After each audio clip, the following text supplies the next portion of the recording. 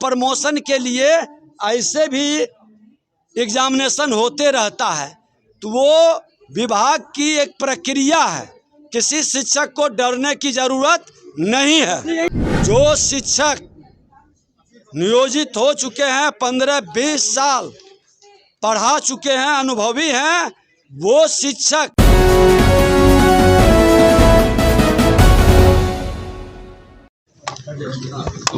देखिए, बिहार की जनता मालिक है।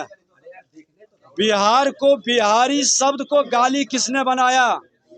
बिहार को अपमानित और कलंकित किसने किया? बिहार की गाढ़ी कमाई किसने लूटा?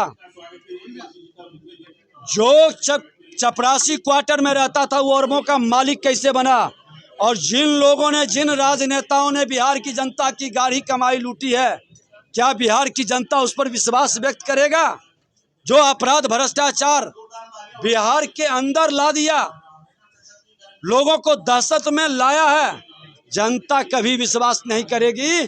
जनता मालिक है, देख रहा है। सत्ता में बैठे हुए जब थे तो एक दिन भी आंसू पोंछने नहीं गए थे।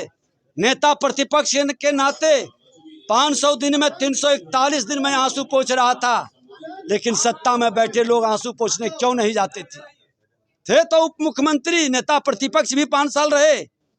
आज जब लग रहा है कि अब सत्ता आने वाली नहीं है, माता पिता का सपना चूर चूर हो गया, बिना जनादेश के मुख्यमंत्री बनने का सपना टूट गया, तो जन विश्वास लेने चले। अरे जनता ने आप पर तो विश्वास किया ही नहीं, आपको तो 22 सीट पर लाकर छोड़ दिया था, और इस बार भी 25 सीट से ज्यादा ये नहीं जीतेंगे।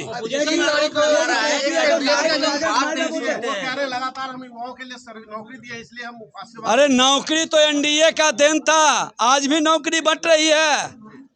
करनी कथनी में कहीं समरूपता नहीं है। नौकरी के नाम पर, नियुक्ति के नाम पर घोटाला करने वाले, जमीन लिखाने वाले, अकुत संपत्ति कमाने वाले, मैं तो खुला डिबेट देता हूं कि जो भी भ्रष्टाचारी है खुलकर डिबेट हो और जनता से बहुमत ले। एक बार जनता के बीच में सर्वे कराए कि कौन भ्रष्टाचारी है, कौन ईमानदारी से जनता का सेवक है। आज देश के प्रधानमंत्री नरेंद्र मोदी जी ईमानदारी से काम कर रहा है तो लोग विश्वास कर रहा है। आरोप लगा रहा है कि बिहार के आईएएस सीएम की बात नहीं सुनता। कोई भी नौकरशाह की इतनी हिम्मत नहीं है कि मुख्यमंत्री और मंत्री के आदेश का पालन नहीं करे, लेकिन अच्छे पदाधिकारी अगर जो जनता के लिए काम कर रहा है, विद्यालय के अंदर पढ़ाई हो रही है, तो उस विषय पर मुख्यमंत्री का बयान आया है। लेकिन शिक्षकों का अपमान भी कतई किसी को अधिकार नहीं है, और इस मामले पर हम लोगों ने भी माननीय मुख्यमंत्री जी से बात किए हैं, और पदाधिकारियों को भी लोग बरगलाने का, भरमाने का खेल न खेले। दोनों विकास की गति को कार्यपालिका और विधायिका को मिल करके सम्मान के साथ संविधान के अनुसार कदम बढ़ाने की जरूरत है, आगे बढ़ने की जरूरत है। इसकी मर्यादा किसी को तोड़ने का अधिकार किसी को नहीं है। बीजेपी को वॉशिंग मशीन बता रहे हैं कि कोई भी दोषी जब बीजेपी में चले जाते हैं तो वो स्वच्छ हो जाते हैं। बीजेपी वॉशिंग मशीन नहीं है। बीजेपी में जो राजद के समय में जंगल राज लाने वाले लोग थे, उनको वो खुद आते हैं और कहते हैं कि मुझको जंगल राज में ठेल दिया था, मुझको जंगली बनाने का व्यवस्था किया था, लेकिन मेरा बच्चा उस जंगल राज का वातावरण में न पले। मैं सुशासन में रहना चाहता हूं, शांति के साथ रहना चाहता हूं, विकास के साथ चलना चाहता हूं।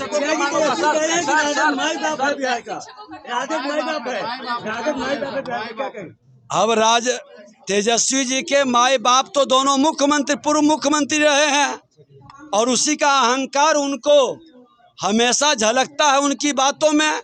उनको इससे बाहर निकलना होगा, जनता के बीच जाकर जनता के विश्वास पर खरा उतरना होगा, और जो अकुत संपत्ति कमाए हैं वो जनता के बीच बांटना होगा।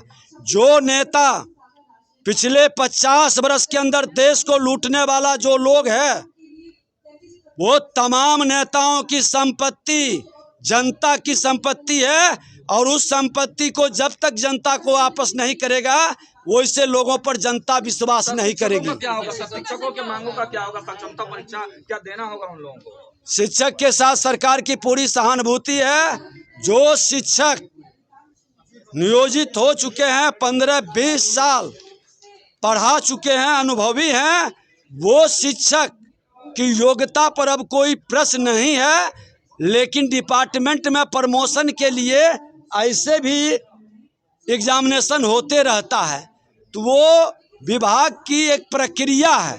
किसी शिक्षक को डरने की जरूरत नहीं है।